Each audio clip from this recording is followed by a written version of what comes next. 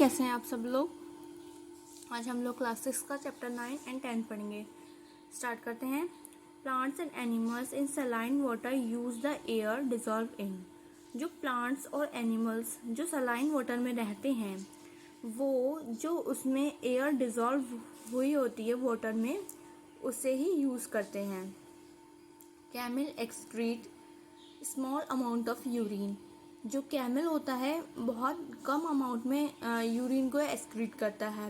There dung is dry and they do not sweet. और वो उनको ज़्यादा पसीना भी नहीं आता क्योंकि कैमल जो होता है रेगिस्तान में होता है और रेगिस्तान में ज़्यादा पानी नहीं होता है, तो उस कैमल ने अपने लिए अडेप्टेशन करी हैं ताकि वो वहाँ पर सरवाइव कर पाए। Fish have streamline shape. Fish का जो होता है स्ट्रीमलाइन शेप होता है। Their shape help them move inside water. और यही शेप उनका पानी में मूव करने में मदद करता है। Fish have slippery scale which help in easy movement through water. Fish की बॉडी में स्लिपरी स्केल्स होते हैं जो उसकी मदद करते हैं कि उसका ईजी मूवमेंट हो पाए वाटर में। The place where organism live is called a habitat. Habitat का क्या होता है? जहाँ एक ऑर्गेनिज्म रहता है, जो भी ऑर्गेनिज्म जहाँ रहता है वो उसका हैबिटाट कहलाता है। हमारे बायोटिक कंपोनेंट और अबायोटिक कंपोनेंट। हमारे बायोटिक कंपोनेंट कौन से होते हैं? जितने भी लिविंग कंपोनेंट होते हैं हमारे इकोसिस्टम में वो सारे बायोटिक कंपोनेंट होते हैं, जैसे कि प्लांट, एनिमल। अबायोटिक कंपोनेंट जितने भी नॉन लिविंग कंपोनेंट होते हैं हमारे इकोसिस्टम में वो हमारे कहलाते हैं नॉन लिविंग कंपोनेंट, जैसे कि rock, soil, air, water, atmosphere etcetera.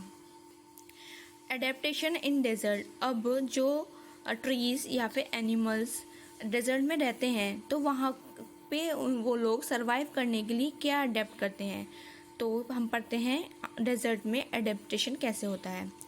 Rat and snake stay in burrow during the day.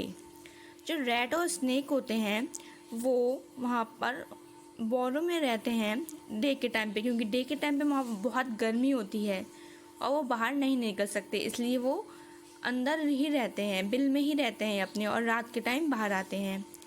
Less transpiration, come transpiration करते हैं पानी की कमी की वजह से, और गर्मी भी बहुत ज़्यादा होती है, तो जब प्लांट्स में ज़्यादा ट्रांसपायरेशन नहीं होगा तो प्लांट्स को ज़्यादा पानी की भी ज़रूरत नहीं होगी।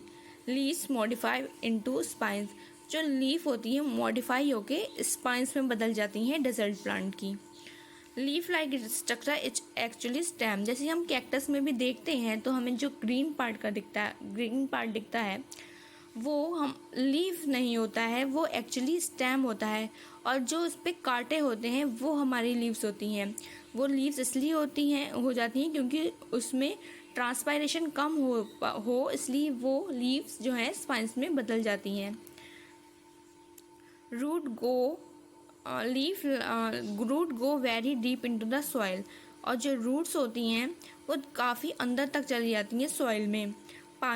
पानी की खोज में वो काफ़ी अंदर तक होती हैं सॉइल में।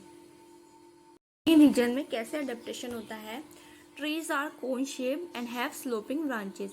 जो ट्रीज होते हैं वहाँ कोन शेप्ड होते हैं और स्लोपिंग ब्रांचेस होती हैं, क्योंकि माउंटेन्स में बर्फ़बारी होती है और बर्फ़ अगर ज़्यादा देर तक रही ट्रीज पे तो वो ख़राब होने का ख़तरा ज़्यादा होता है, इसलिए जो उसकी स्लोपिंग ब्रांचेस होती हैं अगर बर्फ़ गिरे तो नीचे ज़मीन पे गिर जाए। Animal have thick skin and fur. वहाँ पर ठंड ज़्यादा होती है इसलिए जो एनिमल्स होते हैं उनकी थिक स्किन होती है और फर होते हैं उनकी स्किन पे। याक हैव लॉन्ग हेयर। जो याक पाई जाती है माउंटेन एरियाज में, एक एनिमल है याक, उसके लॉन्ग हेयर मतलब लंबे बाल होते हैं उसे ठंड से प्रोटेक्ट करने के लिए। Snow leopard have thick fur on its body including feet. और स्नो लियोपार्ड होता है उसका थिक फर होते हैं पूरी बॉडी पे, मतलब उसके फीट भी जो है वो थिक फर से ढके हुए होते हैं। नेक्स्ट जो है लॉइन। ग्रासलैंड में अडेप्टेशन कैसे होता है? Lion has slight brown colour, helps it hide in dry grassland. Lion का जो है लाइट ब्राउन कलर होता है जो इसकी मदद करता है हाइड करने में, ताकि जिसे वो शिकार करना चाहता हो वो ना देखे एनिमल्स और वो आराम से उसका शिकार कर पाए। Eyes on front of face, और आइज जो होती हैं वो उसकी फ्रंट फेस पे होती हैं। Allow it to have a correct idea, उसको मदद करनी है कि करेक्ट आइडिया, उसे आगे को सही देख पाए, इसलिए उसकी जो आइज होती हैं वो फ्रंट फेस पे होती हैं। Deer have strong teeth and long air.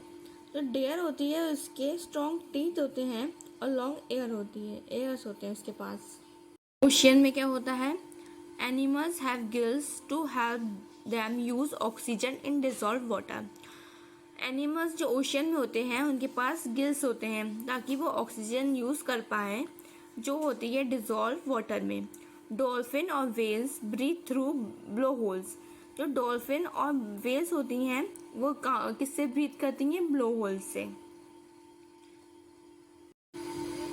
Roots are much reduce in size. Ponds and lake में जो रूट्स होती हैं वो रिड्यूस होकर छोटी हो जाती हैं and their main function is to hold a plant in place. और उसका मेन फंक्शन क्या होता है कि वो होल्ड कर पाए प्लांट को, मतलब वो एक जगह खड़ा रहे, उसका होल्ड का काम होता है रूट्स का, होल्ड करने का। The stem of this plant are long, hollow and light. जो स्टेम होती है इन प्लांट्स की वो लॉन्ग होती है, खोखली होती है और लाइट होती है। तो यहाँ पर हमारा चैप्टर फिनिश होता है। अब चलते हैं अपने नेक्स्ट चैप्टर की तरफ। Chapter 10, The result of a measurement is expressed in two parts. जो रिजल्ट होता है मेजरमेंट का वो दो पार्ट में होता है, एक्सप्रेस दो पार्ट में किया जाता है, फर्स्ट नंबर और सेकंड यूनिट ऑफ मेजरमेंट। अब for example, the length of the room is found to be 12 length of your foot, then 12 is the number. जो 12 होगा वो नंबर होगा एंड द फुट लेंथ, और हमने जो फुट लेंथ हुई वो ही उसकी यूनिट होगी जो हमने मेज़रमेंट के लिए सेलेक्ट की। तो जो मेज़रमेंट है वो दो चीज़ों से एक्सप्रेस किया जाता है, first number, second unit of measurement. Next topic है हमारा standard unit of measurement. The standard unit of measurement is a value that is fixed. ये वो वैल्यू होती है जो फिक्स्ड होती है and can not be change, और चेंज नहीं की जा सकती। It is needed to have uniformity in measurement.